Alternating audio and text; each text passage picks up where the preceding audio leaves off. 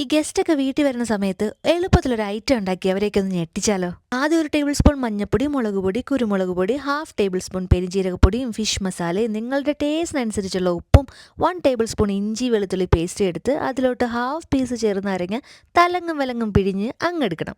പിന്നീട് അതിലോട്ട് 1 table spoon crushed ചില്ലിയും കൂടെ ഇട്ട് പിന്നെ ഒന്നും നോക്കണ്ട ചറപറ കുഴച്ചങ്ങെടുത്തോ. കൂട്ടത്തിൽ കുറച്ച് വെള്ളം കൂടെ ആഡ് ചെയ്ത് നല്ലപോലെ മിക്സ് ചെയ്തെടുക്കാം. ഇതിന് ഏറ്റവും ബെസ്റ്റ് നല്ല ദശ കട്ടിയുള്ള മീനായിട്ടോ. അത് നമ്മുടെ പാത്രത്തിലോട്ട് ഇട്ട് തലങ്ങും വിലങ്ങും മസാലയൊക്കെ തേച്ച് പിടിപ്പിച്ച് ഒരു 5-10 മിനിറ്റ് റെസ്റ്റിംഗ് ടൈമും കൂടെ കൊടുത്താൽ സംഭവം സെറ്റ്. പിന്നെ നമ്മുടെ ചൂട് എണ്ണയിലോട്ട് ഇവനെ ഓരോന്നായിട്ട് ഇങ്ങനെ ഇട്ട് തിരിച്ചും മറിച്ചും ഒക്കെ ഇട്ടൊന്ന് നല്ല പോലെ ഒന്ന് വറുത്തെടുക്കണം.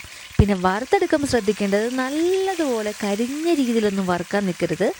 നല്ലൊരു ജ്യൂസി ടെക്സ്ചറിലാണ് നമുക്കിവനെ വേണ്ടത് കേട്ടോ. ഓരോരുത്തരും അങ്ങനെ ഒട്ടിപ്പിടിച്ചിരിക്കുന്ന രീതിയിൽ നല്ല നിരത്തി പിറക്കി അങ്ങോട്ട് വച്ചതിന് ശേഷം കുറച്ച് കറിവേപ്പില അതിൻ്റെ മേലോട്ട് വിതറി കൊടുക്കാം. ദേ കണ്ടില്ലേ, ഈ ഒരു പരുവാണ് നമുക്ക് ആവശ്യം. ഈ ഒരു സമയമാകുമ്പോൾ അവനൊന്ന് മറിച്ചങ്ങോട്ടിടാം. ഈ ഒത്തിരി എണ്ണയിൽ മുക്കിയെടുക്കണ ഓർത്ത് പേടിക്കൊന്നും വേണ്ട കേട്ടോ. നമ്മൾ ഈ ഒത്തിരി എണ്ണയിൽ പെട്ടെന്ന് നമ്മൾ വറുത്ത് കോരി എടുക്കുന്ന സമയത്ത് മീനിൻ്റെ ഉള്ളിലൊന്നും ഒത്തിരി എണ്ണ കുടിക്കാതിരിക്കാൻ ഇത് ഉപകാരപ്പെടും കേട്ടോ. അങ്ങനെ നല്ല ചുടുചുടായിരിക്കണ നമ്മുടെ മീൻ ഫ്രൈ ഒക്കെ ഒരു പാത്രത്തിൽ മാറ്റി വെച്ചിട്ട് നമുക്ക് ബാക്കി കാര്യം ചെയ്യാം. നമുക്ക് ആ മീൻ ഫ്രൈ ചെയ്തെടുത്ത എണ്ണ തന്നെ നമ്മൾ ബാക്കി കാര്യത്തിന് എടുക്കുന്നുണ്ട്. പക്ഷെ കുറച്ച് മാത്രമേ നമ്മൾ അതിൽ നിന്ന് എടുക്കുന്നുള്ളൂ കേട്ടോ.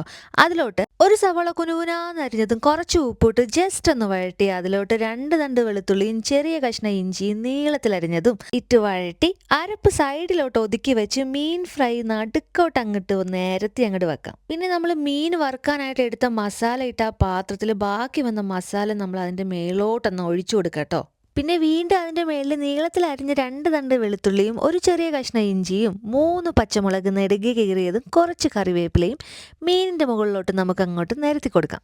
പിന്നെ നമ്മുടെ മെയിൻ സാധനം തേങ്ങാപ്പാൽ. അതിപ്പോൾ നിങ്ങളുടെ ചോയ്സ് ആട്ടോ. തേങ്ങാപ്പാലോ അല്ലെങ്കിൽ തേങ്ങാപ്പൊടി വെള്ളത്തിൽ മിക്സ് ചെയ്തോ അല്ലെങ്കിൽ എങ്ങനെ വേണമെങ്കിലും നിങ്ങൾ ഒഴിച്ചോ കേട്ടോ. ഞാനിവിടെ കേരയുടെ തേങ്ങാപ്പാലാണ് ഒഴിക്കുന്നത് കേട്ടോ. അതൊക്കെ നിങ്ങളുടെ ചോയ്സാണ്. ആ തേങ്ങാപ്പാലിൻ്റെ പാക്കറ്റിൽ കുറച്ച് വെള്ളം കൂടെ ഞാൻ മിക്സ് ചെയ്തിലോട്ട് ആഡ് ചെയ്ത് കൊടുക്കുന്നുണ്ട് കേട്ടോ. പിന്നെ വെള്ളം ഒഴിക്കുന്നത് കറിയുടെ തിക്നെസ് എങ്ങനെ വേണോ എന്നതിലാണ് ഇരിക്കുന്നത് കേട്ടോ. തിക്ക് ഗ്രേവി ആണെങ്കിൽ കുറച്ച് വെള്ളവും കുറച്ച് ലൂസായിട്ടുള്ള ഗ്രേവിയാണ് വേണ്ടതെന്നുണ്ടെങ്കിൽ കുറച്ച് കൂടുതൽ വെള്ളവും ആഡ് ചെയ്യുക.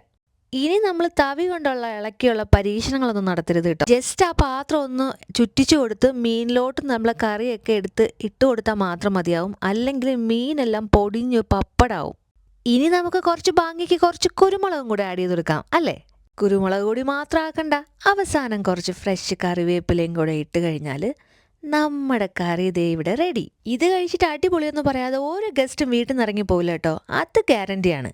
എന്നാൽ പിന്നെ വേഗം ഉണ്ടാക്കിക്കോ.